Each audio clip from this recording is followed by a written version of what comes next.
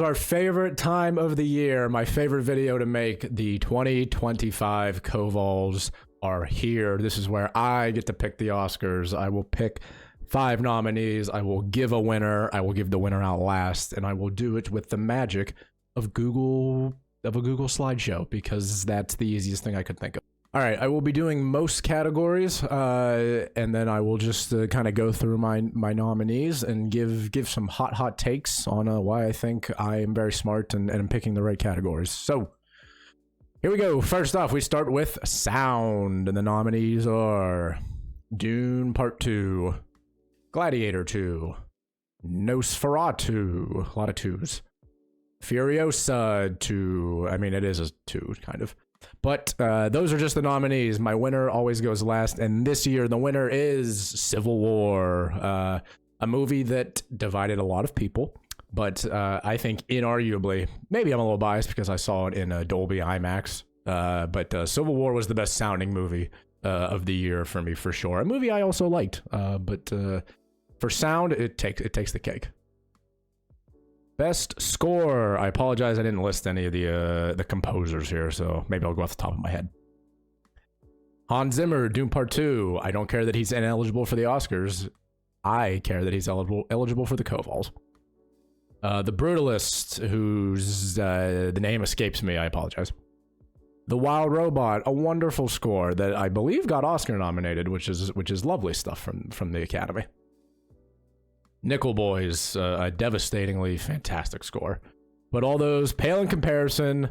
This one should be very, very obvious. It's Challengers. It's Reznor and Ross for Challengers. The fact that this got not even a nomination at the Oscars is absolutely hilarious. I listen to this score all the time, specifically, yeah, times 10 and Match Point. This score is just amazing. This is an incredible piece of work here. Best visual effects. Here we go. Kingdom of the Planet of the Apes. Pretty inarguable. That movie is pretty seamless. Civil War. Again, good stuff in there. Furiosa. It's a George Miller Mad Max movie. What do you want from me? Nosferatu. And my winner, kind of easy stuff for me. Dune Part 2. Probably the best looking movie of the year, in my opinion. Yep. $100 million blockbuster. I'm sad that this is just getting snubbed in way too many categories at the Academy, but it did get visual effects, which makes me happy. Kingdom of the Planet of the Apes, by the way, I have this aversion to the CGI animals talking that we unfortunately experience a lot in today's movie culture with things like The Lion King or Mufasa or Wicked. Kingdom of the Planet of the Apes is pretty incredible stuff. The fact that the apes look as good as they do, and they talk and have emotion, like that whole series of movies has just been like a real steady hand when it comes to making CGI animals have real emotions, and actually you can connect with the characters. Best cinematography. Nickel Boys. Whew. Great looking movie. Furiosa, again, it's a George Miller Mad Max movie. Can't help myself. Nosferatu. This is a very top heavy year at the Oscars, I'm realizing, and at the Covols as well. Challengers, a fantastic looking movie that I absolutely love. But my winner, it's Greg Fraser for his cinematography work on Dune Part 2. What do you know? What a surprise. Dune Part 2 is the best looking movie of the year. And I know cinematography is not just like, what looks good. There's a lot of decisions that go into cinematography, but when you have a blockbuster as big as Dune Part 2, and it looks that good, and it's lit that well good, and the backgrounds and the mixture of practical and real effects and shooting on location as opposed to different green screen locations, everything fits seamlessly. Dune is my easy cinematographer winner. Shout out to Nickel Boys though, because Nickel Boys, I've never seen anything like Nickel Boys in the way it was shot, and that has a ton to do with cinematography. So Nickel Boys probably wins in like almost every other year except this one. All right, we're moving on to the big boys now. Best adapted screenplay. The Wild Robot, based on like a kid's story, I think, right? Sing Sing. So happy it got an Oscar nomination. The Beast. Dune Part 2. A wonderful piece of adaptation. As someone that has read almost all of the Frank Herbert Dune books, I'm currently on the 5th out of 6. The fact that they're able to pull off this this script with the changes that they make to the book, from the book, I should say, is really, really good stuff. There's many different ways that their decision making, especially around the Zendaya character, could have gone very wrong, but it's wonderful. That being said, my winner is Nickel Boys, easily. I've never seen a screenplay like Nickel Boys before. I've never seen a story like this told in the way it's being told. It's mind blowing. Like Nickel Boys will be thought of for many, many years to come. I think as one of the movies of this year and probably of this decade. It's really, really great, important stuff. Best original screenplay. Here we go. The Fire Inside, a movie I wish more people saw. Anora. The Substance. First mention for Anora and The Substance here. Better late than never. Dee Dee. A wonderful movie that I wish more people saw. Again, original screenplay is I just want more people to see these movies, I guess.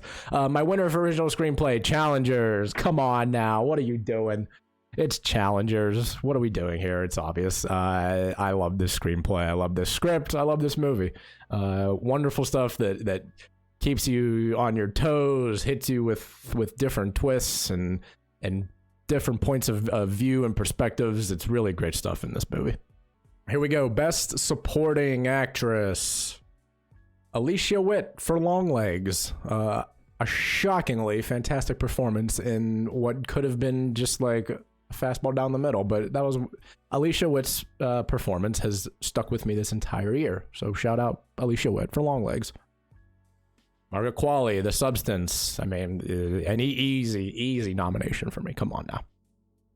Danielle Deadwyler, The Piano Lesson. I can see why the Academy did not give her to her, but like, come on.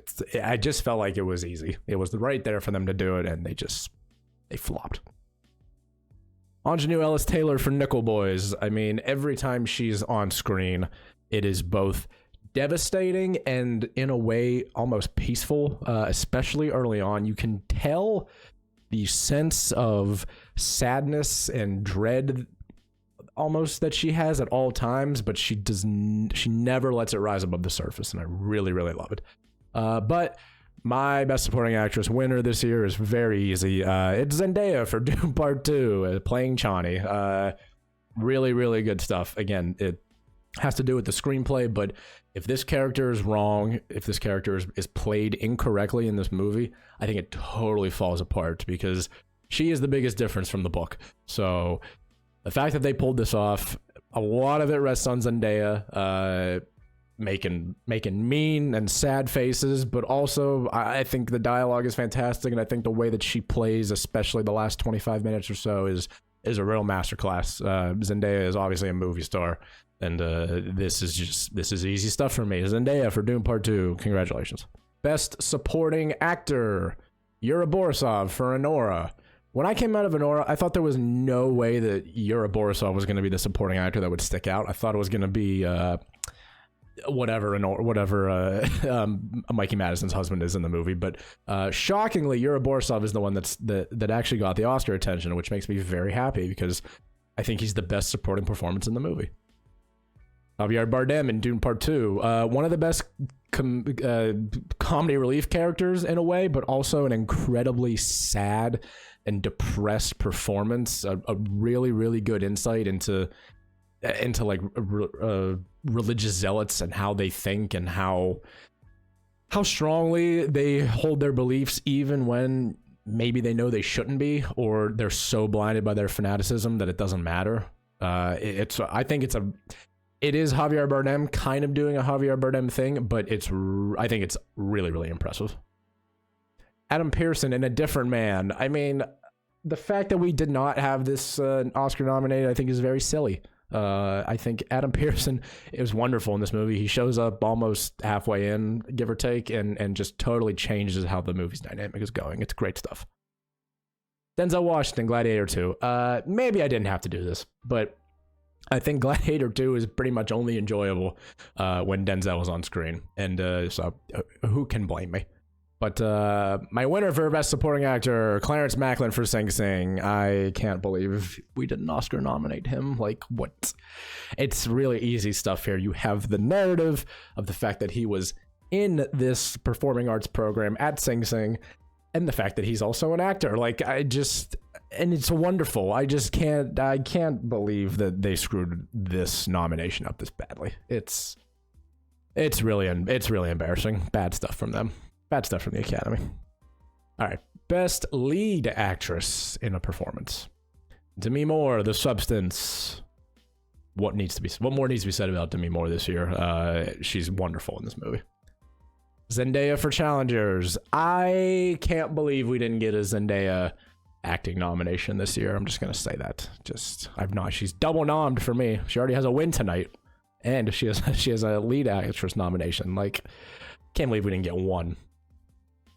Nico Parker for Suncoast. Suncoast, not a movie I particularly loved, but Nico Parker has the juice, as I would say. She is incredible in this movie. I think it's very, very impressive whenever we get child performances that do not make me want to like claw my eyeballs out or just turn the movie off, because it can be a little bit cringe and a little bit uncomfortable to watch. But Nico Parker is awesome in this movie. Go see Suncoast.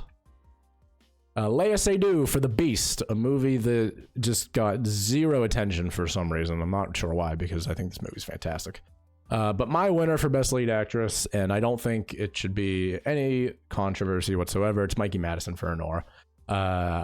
One of the best performances I've seen this year. The way that her energy goes back and forth in this movie, the way I love her dialogue, I love the way she delivers the dialogue. It is a wonderful performance and a wonderful movie. Best Lead Actor, Isaac Wang for Dee Dee. Again, another child performance where I was just blown away by how good it was. Also, Dee Dee was a fantastic movie, like one of the best movies I've seen this year. I guess that's a spoiler alert for Best Picture, but Dee Dee was awesome, and Isaac Wang as the lead was fantastic. Mike Feist for Challengers. Maybe I'm committing a bit of category fraud here. I have determined that Zendaya is obviously the lead. I've determined that Mike Feist is a co-lead. And Josh O'Connor, you could put in either lead or supporting, I think. Because the movie obviously centers around Zendaya, but in a different way, I think the movie more centers around Mike Feist's relationship to both Zendaya and Josh O'Connor. So that's why I'm giving Mike Feist a lead performance here. I think it is almost just as much his movie as it is Zendaya's. Coleman Domingo for Sing Sing, a slam dunk layup. Like, come on now, just an easy nomination, a wonderful performance. Sebastian Stan for A Different Man. We nominated the wrong movie, Academy. The Apprentice was good, but A Different Man is on another level. Come on now, it's so stupid. A Different Man was awesome. I wish it got more attention, but so be it. And my winner goes to the best performance I've seen all year. Easily, this shouldn't be a surprise at this point, maybe, but it's Timothée Chalamet for Dune Part 2. Just, again, the best thing I've seen this year.